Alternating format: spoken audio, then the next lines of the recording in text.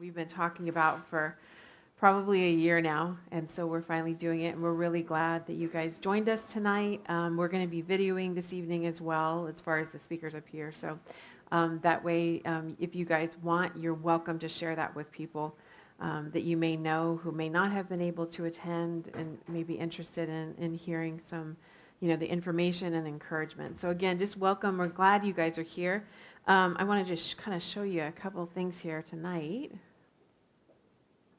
Oh, and this isn't plugged in. That could be why.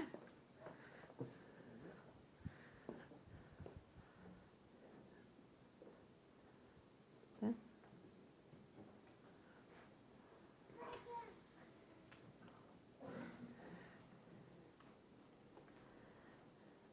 All right, so. Okay, so we have, basically we have two storytellers tonight. We're so fortunate to have them with us. They've been willing to share their testimonies. And after that, I'll be speaking, and then Pastor Will be speaking, and then we will have a Q&A. Just so you guys know, Sarah Zai, where's Sarah Zai? She stepped out. I think she's out there. She has a basket that has index cards in it. So if in case you have any anonymous questions for the Q&A, feel free to put those in there, and we'll make sure to cover them. Try to get to all of them at the end. So again, thank you guys for being here. I want to invite up Jaime Cowhick first.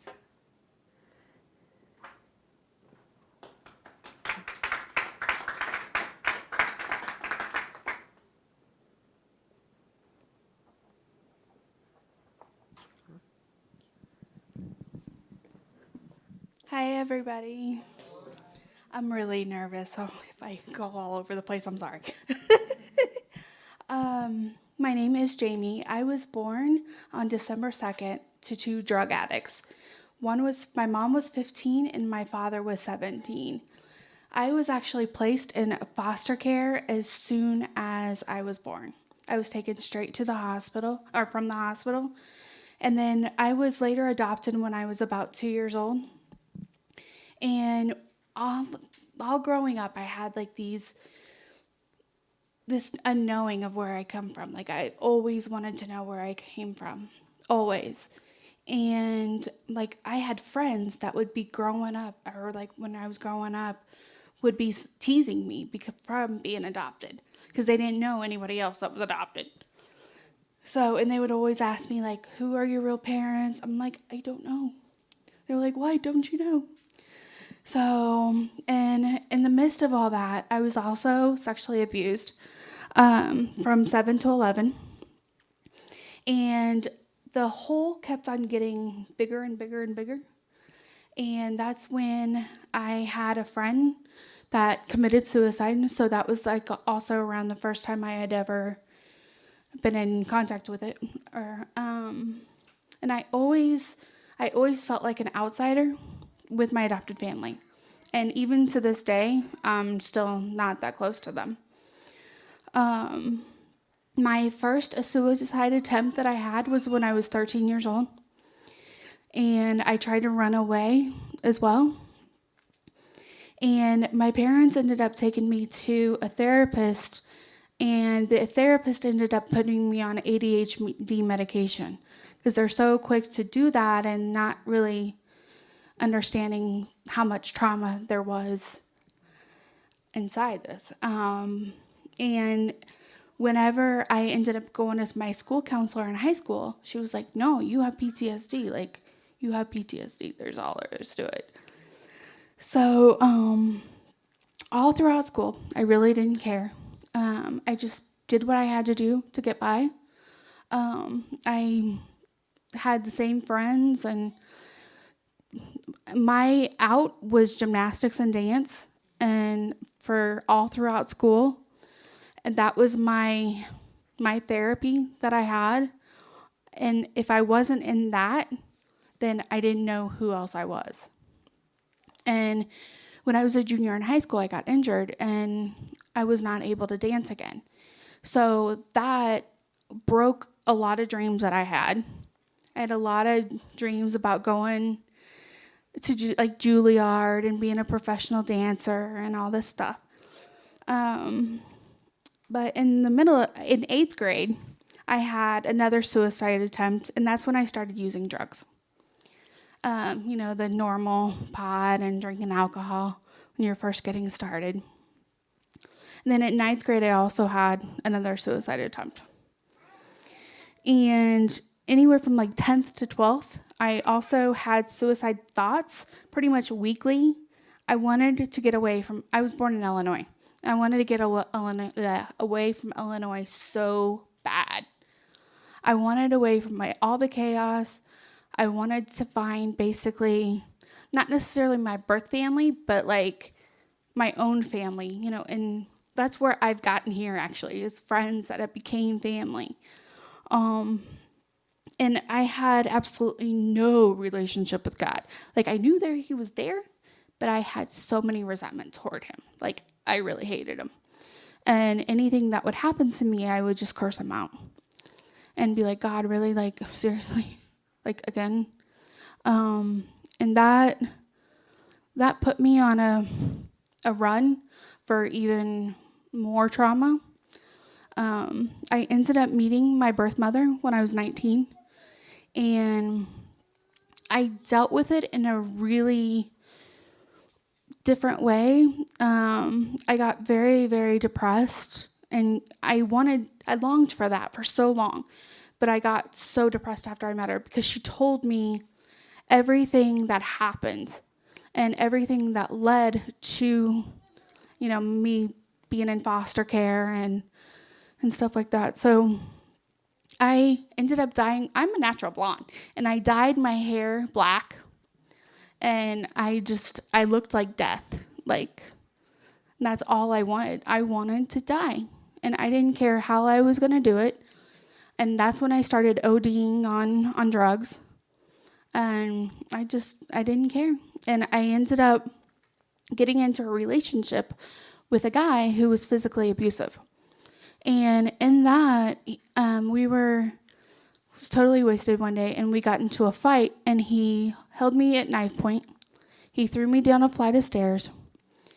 And from that,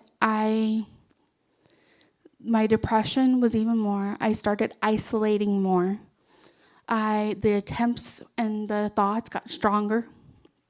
And then I ended up going to Kentucky because I really wanted to go to University of Kentucky because I was always a big fan of theirs. So I ended up going, and that's when I met my ex-husband. And all throughout the time that we were there, we were partying the whole entire time. And I found just another addict just like I was. And we ended up moving here together, actually. And then when I was a senior, too, we had a teacher at my high school that committed suicide. And I went to a Lutheran school. And when there was like all kinds of counselors that came to the school and wanted to see if we were okay. And the vice principal was actually his best friend, and the wife had called him to help the cops cut him down. So that affected us in a different way. And that was also around the same time that Kurt Cobain died. And I was a huge fan of Nirvana. And we dressed in black, basically for Kurt Cobain and not for the teacher, but we were all in mourning for both. We really were.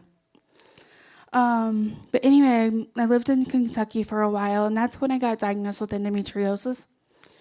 And I have stage 4, which is the worst one.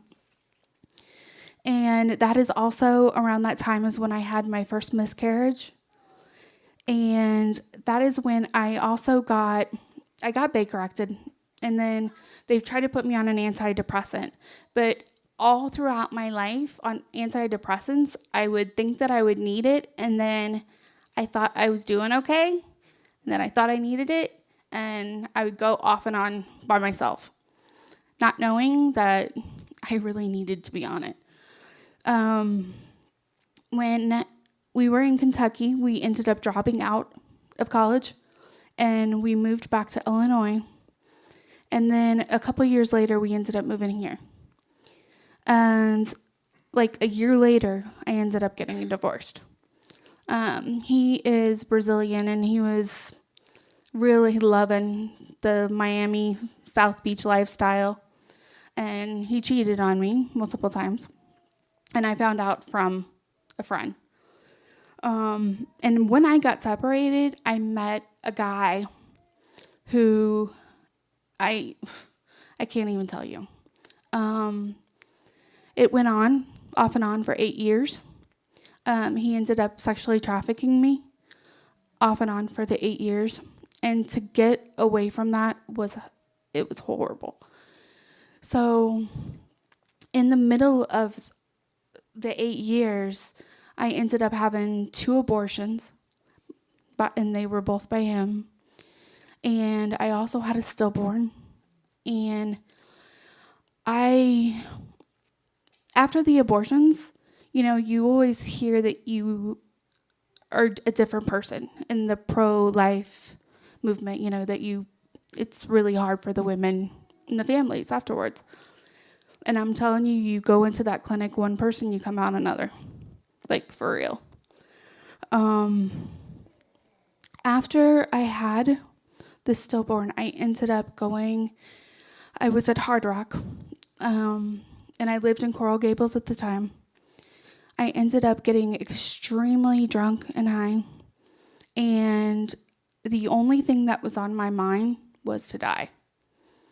So I ended up driving a 95 back home, completely wasted, and I was going at like 120 because I did not care.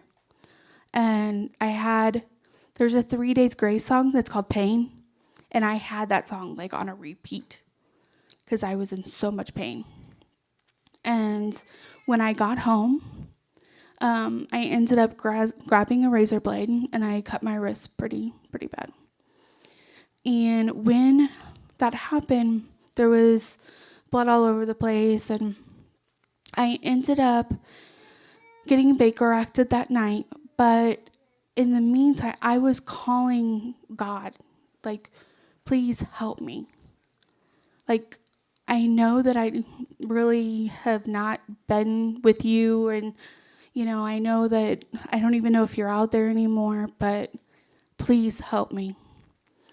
And he led me to stop. And that's when I ended up calling 911, and City of Miami Police Department came, and then they Baker acted me.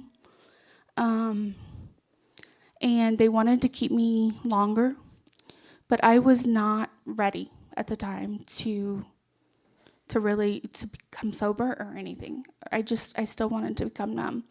So after that 72 hours, I lied to the doctor so I could get out. And I worked at the state attorney's office at the time, and the cops that Baker acted me actually knew me. And they knew that if they didn't do just something, that was going to be it. And I can't even tell you the times that, outside of the suicide attempts, all the times that I've overdosed. And, there's still questions on whether some people think that that's intentional or not, and that could be an attempt. I believe some of them were and some of them weren't. But I ended up, after all that happened, I moved back to Illinois thinking that I could have some sort of peace, and things got worse. I ended up meeting a guy that was a Latin king, dated him, and saw all kinds of stuff. And I ended up getting raped twice, and drug addiction got worse, and I ended up moving back here in the middle of the night, and just left everything there, because I knew that if I stayed there, that was it. I was going to be in jail, or I was going to be dead, but not on my own will. So when I ended up moving back to Florida, I connected with the guy again that was trafficking me, and then it started all over again. So I ended up going, I used to drive. I was living in Plantation at the time, and I drove by Our Savior's Lutheran Church all the time when I was going to work, because I was homeless also at that time. And I was like, maybe I should call this pastor. Maybe, if I call this pastor, he'll talk to me. And I ended up, it took me like 2 weeks, but I ended up calling the pastor. And he referred me to Hope Women's Center, which is in Broward. And they have a post-abortion Bible study. So I ended up taking that Bible study. And normally they do not let women come in that are not saved and do not have a relationship with the Lord. But they made a special exception. And there's women that I still talk to that remember the exact way that I came in.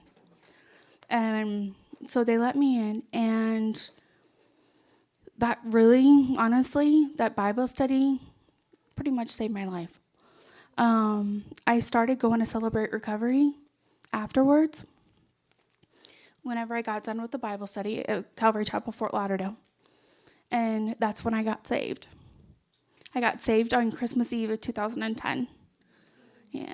And, the drugs, it was hard, when you have been using them for so long. I ended up getting 5 years clean. I ended up having a sobriety date of February 15th, 2011. And I ended up relapsing. And just having the head knowledge of recovery, and now you have the head full knowledge of the Bible, and that is the worst conviction. It's horrible. And during that time too, the thoughts were all the time. I didn't have any attempts, but I had the thought. The one in Coral Gables was my very last attempt that I had. I was cutting though. I was still cutting. But I got saved, and then my sobriety date. I had 5 years, and during that time that I had relapsed, I lost my best friend to an overdose. So that night, I remember waking up in the middle of the night, screaming, and just asking God why. And when I was doing the steps at Celebrate Recovery, I also learned that my birth mom had committed suicide. So, and it's 6 days apart between when my best friend passed away and then when my biological mom passed away, which is around Christmas. So I can't stand Christmas. Even to this day, I still despise Christmas. And I ended up going to treatment. And that is right around the time that I was finishing my bachelor's. I was going to school. I started going to school at Trinity, where a couple of the guys are here, for psychology. And I had a minor in Christian ministry. And I was talking to Nina all the time. I was always in her office bugging her. But after I relapsed is when I was getting ready to be done. And I knew that if I continued in the path that I was going, all of that was going to get taken away. Everything that I worked for. And I ended up getting addiction certifications, and I was working in treatment, and everything was gonna get taken away from me. So I ended up getting sober again, and I got sober for about 18 months, and then I relapsed again. And then now I have June 2nd, 2017 is my sobriety date now. And God willing, that will be my sobriety date forever. I'm not going to lie, I'm in grad school right now, and I'm actually finishing in December, and I just got accepted into a PhD program. Yeah, for mental health, and I'm going to do a concentration in trauma, actually. So, and I'm not going to lie, it has been very, very hard, and I've during all this time, I have realized that I have to be on medication, because if I don't, I'm not gonna last. Like, I go completely self-destruction, like times 10, if I am not on my medication. And then, like, if I get out of it and then and I forget to do the refill or something, like, I have anxiety because I know how bad I need it. And I still have a lot of anxiety. I still have a lot of depression, but it's not nearly of what it was before. Not even close. Because I know who helps me now. Yeah. And when that happens, I do pray. I'm like, God, like we talk like friends, So, and I've done one set of EMDR, and I'm doing the second set right now at Sheridan House. And this round that I've done has been the most effective I can't even tell you. I have gotten so much healing since I've been doing EMDR at Sheridan House, because with it being biblical focused, and then, the secular to it has helped me so much. And my therapist actually is also a graduate of Trinity. So we talk about DIU too. But, I have had a couple of ideations, but like, I know that I'm not going to do anything with them. And, I probably am going to, I don't want to say probably, I might have the thoughts for, a while until EMDR is over, or I don't know. Hopefully, God willing, I won't. Because God does save, and he has saved me. But now that I lost someone that close to me from suicide, my mom, I know completely what it's like to be the suicide survivor. And just the feeling that I had with that is enough not to ever have any attempt ever again. And just the pain and the therapy that I've gone through because of that.